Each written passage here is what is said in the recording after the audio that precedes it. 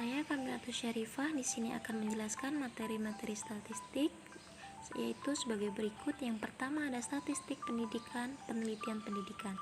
Statistik pendidikan adalah ilmu yang mempelajari tentang prinsip, metode, dan prosedur yang perlu digunakan dalam rangka penyajian, penganalisaan bahan keterangan berwujud angka. Kemudian penelitian pendidikan adalah proses yang sistematis untuk memperoleh pengetahuan dan pemecahan masalah pendidikan melalui metode ilmiah, baik dalam pengumpulan maupun analisis datanya. Kemudian materi berikutnya ada macam-macam statistik.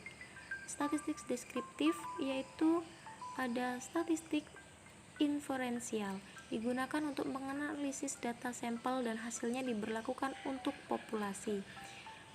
Statistik parametrik digunakan untuk menguji parameter populasi melalui statistik. Sedangkan statistik non-parametrik digunakan tergantung pada asumsi dan jenis data yang dianalisis. Sifatnya yaitu bebas. Selanjutnya yaitu distribusi frekuensi.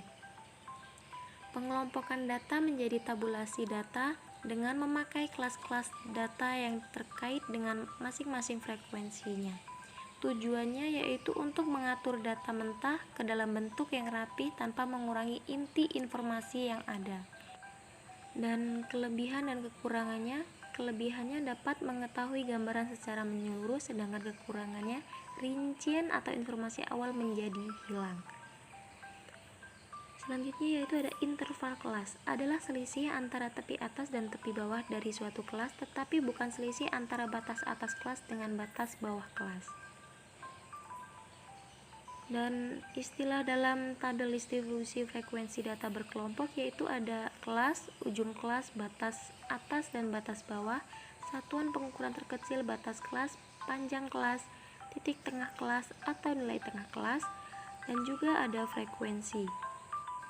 Dan langkah-langkah membuat tabel distribusi frekuensi yaitu ada 10 langkah sebagai berikut. Yang ketiga yaitu ada data statistik, himpunan nilai, datum, atau informasi lain yang diperoleh dari observasi, pengukuran, dan penilaian terhadap suatu objek ataupun lebih. Selanjutnya yaitu ada jenis-jenis data, ada data kualitatif dan data kuantitatif. Data kuantitatif ada pembagiannya menjadi dua, yaitu data diskret dan data kontinu.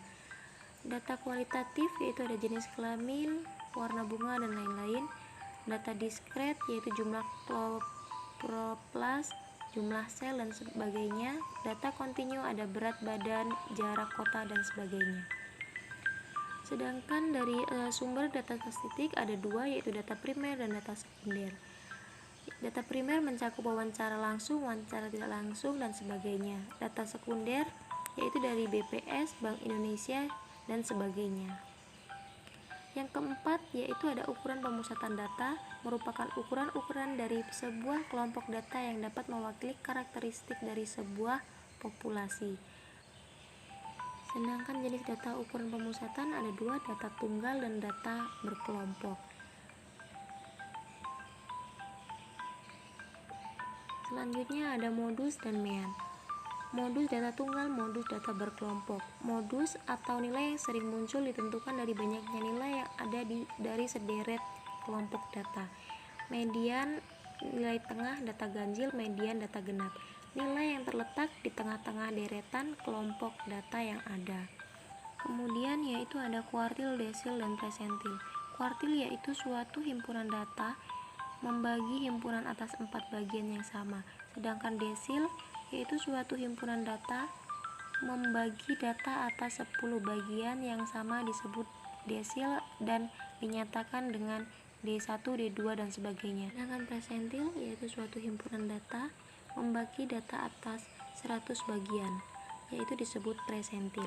Kemudian materi kelima yaitu ada ukuran penyebaran data, suatu ukuran yang menyatakan seberapa besar nilai-nilai data berbeda atau bervariasi dengan nilai ukuran pusatnya, atau seberapa besar penyimpanan nilai-nilai data dengan nilai pusatnya. Dan inilah macam-macam ukuran. Yang pertama ada jangkauan atau rank, Yang kedua ada simpangan rata-rata, data tunggal, data kelompok. Yang ketiga simpangan baku, data tunggal, data kelompok juga. Kuartil, presentil, koefisien variasi, dan yang terakhir ada angka baku atau nilai standar, yaitu suatu bentuk perubahan yang dipakai untuk membandingkan dua buah keadaan ataupun lebih.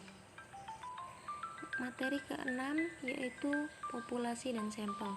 Populasi yaitu keseluruhan individu atau objek yang diteliti, sedangkan sampel adalah bagian dari jumlah dan karakteristik yang dimiliki oleh populasi tersebut. Adapun penentuan sampel penelitian sebagai berikut. Materi ketujuh yaitu korelasi adalah suatu alat analisis yang dipergunakan untuk mencari hubungan antara variabel independen atau bebas dengan variabel dependen atau tak bebas. Kemudian, apabila beberapa variabel independen atau bebas dihubungkan dengan suatu variabel dependen atau tak bebas disebut korelasi berganda. Dan apabila suatu variabel independen atau bebas berhubungan dengan suatu variabel dependen atau tak bebas disebut dengan korelasi parsial. Kemudian yaitu ada koefisien determinasi, adalah bagian dari keragaman total variabel tak bebas yang dipengaruhi atau dependen yang dapat diterangkan atau diperhitungkan oleh keragaman variabel bebas. Kemudian materi ke-8 yaitu analisis regresi. Regresi linier sering digunakan untuk melihat nilai prediksi atau perkiraan yang akan datang. Analisis regresi digunakan untuk mengetahui bagaimana variabel dependen atau kriterium dapat diprediksikan melalui variabel independen atau prediktor secara individu atau parsial maupun secara bersama-sama atau simultan. Dan materi terakhir yaitu ada uji validitas dan uji reliabilitas. Pengujian validitas instrumen. Pada setiap instrumen, baik tes maupun non-tes, terdapat butir-butir atau item pertanyaan atau pernyataan. Untuk menguji validitas butir-butir instrumen lebih lanjut, maka setelah dikonsultasikan dengan ahli, selanjutnya diuji cobakan dan dianalisis dengan analisis item atau uji beda. Sedangkan uji reliabilitas, suatu kuesioner disebut reliable atau handal jika jawaban-jawaban seseorang konsisten. Contohnya, apakah gaji atau upah yang diterima memuaskan? Jawaban memuaskan. Apakah yang krusial untuk diatasi? Jawab, kenaikan upah. Ini menunjukkan ketidakkonsisten pertanyaan dalam mengungkap sikap atau pendapat responden.